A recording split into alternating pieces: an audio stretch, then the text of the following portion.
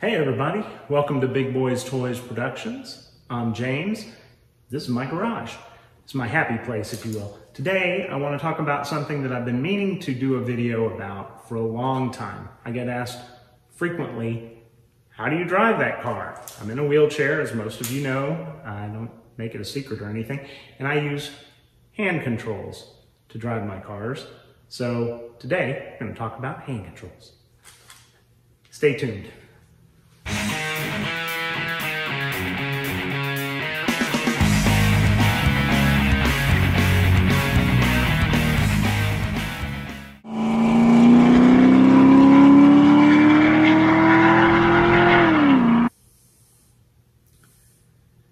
So the hand controls that I have used over the years are primarily two different types. I have the type that I can't show you right now because they are fixed in a car, and I actually don't have any in any of my cars currently like this. Every company car I ever had, I had a Thunderbird that I owned that also had the fixed hand controls, and I had a motorhome that had fixed hand controls, but they're not easy to remove. They require quite a bit of effort to install and then to uninstall if you want to take them out. I have done that before. I've taken them out and kept them because they're pretty expensive. About $1,000 to $1,500 installed. Not terrible, but not something that you want to throw away. And the way they would work is there was a handle with what looks like a bicycle grip on it right below the blinker stock on the left side of the steering wheel for me, though you could set it up on the right side if you preferred. And it pulled down in an arc, and that would turn a gear that would push a lever that had a rod on the end of it into the gas pedal. And then there was off of this handle, this bar with the handle on the end of it, or with the grip on the end of it, there was a bar that went directly to the brake pedal. So you would push it in to stop, and you would pull it down to go. They were made by MPS. They were the Monarch MPS Mark IVs or something like that. And they're great hand controls. Had them in my race car, had them in my company cars, and had them in my RV. Now, for my Porsches that you see behind me here, and the Mustang that I drive as a daily driver, and a whole bunch of other cars that I'll add at the very end of the video so you can see the various cars that I've driven successfully. With these hand controls, these are removable.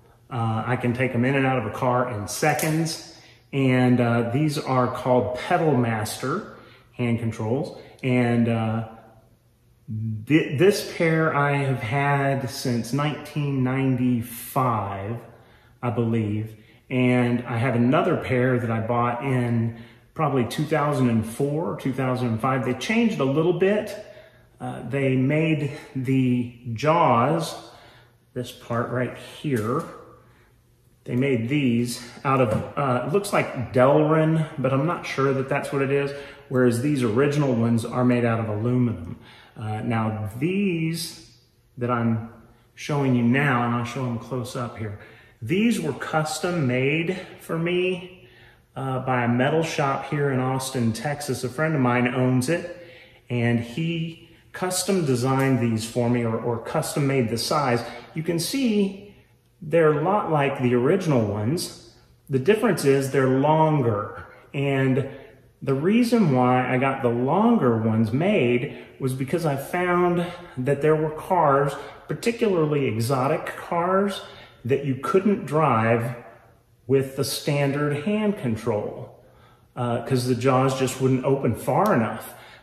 I found on the Bentleys and some of the Ferraris that I've driven over the years that the brake pedal is really, really large.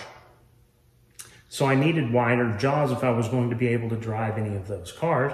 And I have some friends that own them, and I've had the pleasure of going on some drives sponsored by various dealerships, and I've had the pleasure and opportunity to drive some exotic cars over the years.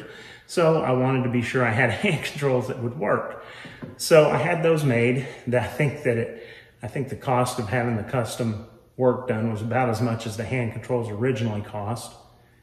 But they've been very, very handy. And you can see right on the inside of the hand control, right up here, you can see some holes, and they're on both sides. So I'll flip it around here for you, and you can see on this other side, they're right up here. There's some holes right there. So the jaws are adjustable. You remove these screws and you can widen them or make them narrower to fit whatever pedal you need to put them on. So, you know, gas pedals are almost always very much thinner than a brake pedal. So you probably use this pair set to a medium. I think these are in the middle position. I use these on the gas pedal and I use these on the brake pedal. And what you do is you'll kind of get in the car and you'll look at the brake pedal and you maybe will try these out, and you see they have a collar right here. You can pull this. That collar is spring loaded, so the jaws open and close. And what you do is you test them on the brake pedal and see how they fit. And if they are too loose, you can tighten them up. If they're too small, you can make them wider so that they'll fit the gas pedal. And then you'll have these in your lap. You'll see a video in just a sec of me driving with them. The brake pedal will be in your lap with the handle oriented accordingly like that. And the gas pedal will be like this. So gas pedal is a vertical handle and the brake pedal is a horizontal handle, which is kind of how the pedals are arranged in the cars for your feet. And so you can keep them straight without having to look down, and you just push on them just as you would with your foot. Now, some cars don't have very good power brakes. My race car didn't have power brakes at all. And so it took quite a hard push on the brake pedal to stop that car. And I would get very tired quickly. So these hand controls are not going to be perfect for every car, but for most cars, they'll work just fine. Especially like if you were going out of town on a business trip, for instance, or even on vacation and you had to pick up a rental car, these are great for rental cars because they're adjustable and they're portable and they're easy to handle and manage. I've taken them all over the country, actually. Frankly, all over the world, because I had them in Germany and Switzerland and Austria and drove cars all over there too with these very hand controls. So these are what I use most of the time now, and I've used them in all sorts of cars that I'll show you at the end. Hope this helps, and you can look them up online. I don't have anything to gain or lose from sending people towards Peddle Master. They don't know me other than the fact I bought a couple of pair of hand controls from. I want to say that last pair I bought were about $500. So not very expensive, and you can use them on any car you want. So I showed you the hand controls up close, and I showed you how to adjust them. So here's how I use them. As you can see, this is the hand control for the gas pedal, and it's connected to the gas pedal. And since these hand controls mostly stay in this car, I leave the hand control for the gas pedal in place so that I don't have to take it on and off every time I get in and out of the car. I don't need to. I can move my knee underneath the hand control, lift the hand control up, and I can still get out okay. The brake, however, I need to take off. So whenever I get back in the car, I have to put the brake back on, the brake hand control. And you can see it's been adjusted to about the proper size for this brake pedal. I have found that if the jaws clamp too tightly around either the brake or the gas pedal, that they kind of start to float, and they'll sit like this, as opposed to I prefer them to sit on the seat between my legs. It's just easier for me. You may find it that you preferred another way, but for me, this is what has worked for me. Of course, new cars today, you have to push the brake before they let you start them. So you'll have to put the hand control on before you start the car. And then I just arrange my feet such that they don't slide around too much if I can. And sometimes if I know I'm going to be driving a little bit more aggressively, perhaps at a racetrack, I will actually cross my feet and I'll use a bungee cord that I attach to the front of the seat, wrap it around my ankles, basically the fronts of my ankles, and attach it to the other side of the seat. That keeps my feet back so that if I'm aggressively braking, my feet don't slowly inch towards the gas pedal and end up underneath the brake pedal or sitting on the gas pedal. I learned that the hard way, actually, at a racetrack. So that's how I set them up for use. And now we shall drive. Of course, you have to use the brake before you can put a car in gear. So there we are in reverse. And I hold the brake. Again, I prefer the brake pedal to be on the seat. That way I have a little support for my hand. Rolling, I tend to use my right hand because it's closer to the gas pedal. And I usually put my right hand on my knee and use my thumb to actuate the gas pedal. And then when I brake, I just switch over to the brake handle. So you can get a feel for how I do it. You may find something that works better for you. Now, another tip that I've learned is that if the pedals don't fit quite right, sometimes the gas hand control, because it's vertically aligned, will literally slide off the bottom of the gas pedal. And then you push on it, and all you're doing is you're pushing on the floorboard of the car and not on the gas pedal at all. And then you have to rush to try and pull the collar back and resituate the hand control on the gas pedal. I've had that happen in various different cars. So when I find a position that the hand control works best in on the gas pedal, that's why I tend to just leave it. I've also had situations where I didn't have the brake hand control tight enough on the brake pedal and it slid off the side of the brake pedal. And that's bad if it slides off to the right, because that's towards the gas pedal, and occasionally you push with your hand hoping to get brake and you're kind of getting some brake actuation, but it's also hitting the gas pedal and you're also starting to kind of accelerate the car as well, which you really don't want to be doing at that time. So you have to be careful, but I believe that these are the easiest hand controls, removable hand controls to use.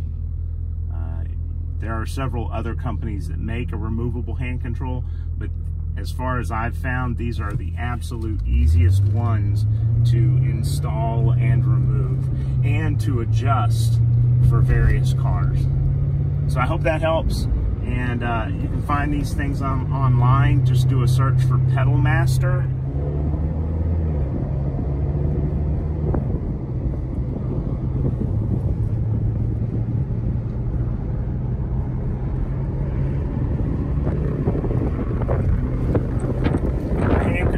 Fit the pedals really nicely, so it's been a very secure driving experience, as opposed to back a long time ago when I drove a Bentley Continental T and just had to hold on to one hand control and poke at the gas and the brake. That was a bit of a hair-raising drive.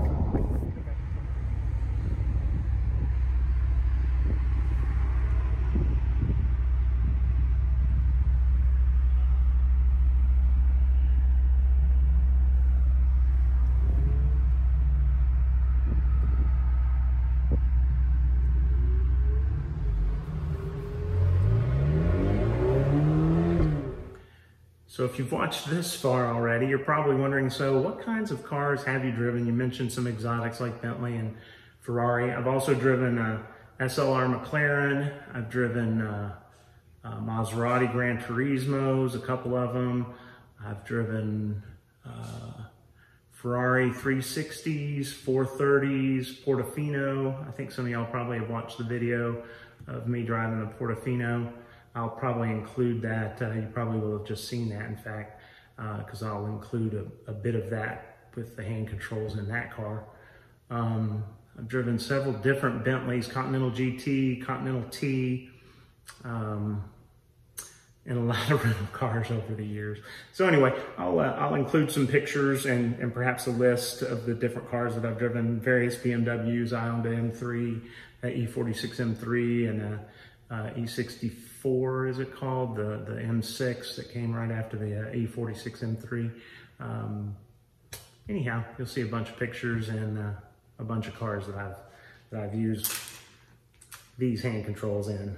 And I've driven, and I should mention too probably, I have driven with them on track many times. In fact, this car right here and the car that the camera's sitting on, my 92 928 GTS, I've driven both these cars on the track with these hand controls. And the only warning that I would give you, if you choose to go do some track driving and you have a spinal cord injury and you can't control your legs, because when you're on a track, you're doing maximum braking, be sure to use something, a bungee cord or whatever, to hold your feet at the front of the seat. So pull your feet up to the seat front, down on the bottom, of course. And I just hook a bungee cord up underneath the front of the seat on the right side, and then just wrap it around to the left side. Use a little towel to keep from bruising my ankles. And that way my feet stay back, because I had this happen on a racetrack once. I had done a couple of laps and my foot had slid until it was underneath the brake pedal. And I was going about 125 miles an hour, and I hit the brakes. Actually, it was this hand control. I hit the brakes, and the bottom of the brake pedal hit the top of my foot, and I got about half of the amount of braking that I thought I was going to get. And it made for a very hair-raising moment. What I found at that time was that I wasn't a very good driver, and my car was a lot better than I was. And it didn't need all the braking that I was going to give it anyway to go around the corner just fine. So that was a very eye-opening experience. I went through the lap, came back around, did it again, only this time when I hit the brakes, the little hook right here, actually it was probably one on this side, caught on my shoelace. So now when I reached down to pull my leg back, it wouldn't come back out from under the brake pedal. So we kind of coasted around the rest of the lap, and I pulled in, and that was the end of that session. And my instructor was fairly pale, and I got a new instructor for the next session, interestingly enough. And then I found my bungee cord and I fixed my legs back so that wasn't a problem again. And I've never had a problem since.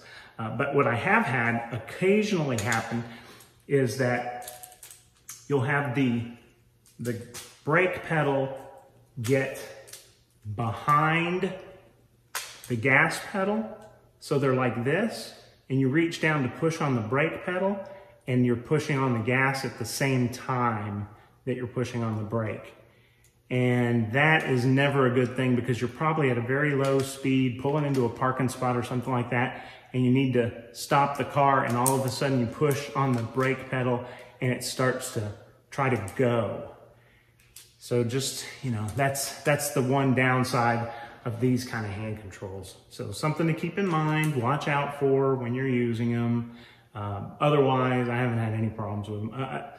One more problem that I have had, I haven't adjusted the jaws quite right, and I have had the gas, the one that I use for the gas, slide off the bottom of the gas pedal. So it's on the floorboard of the car and not on the pedal. And of course, now you need to go from a stoplight or something, and you're pushing on the floorboard of the car instead of the gas pedal. So that's usually not too bad of a problem. It's just, you know, kind of worry about cars behind you occasionally. So anyway, Peddle Master hand controls, give them a shout, look them up online. Yeah, they're a good alternative and good way to drive a car if you're paraplegic and need hand controls. Thanks for watching, everybody. Subscribe, like the video down below. You know what to do. Thanks for everything.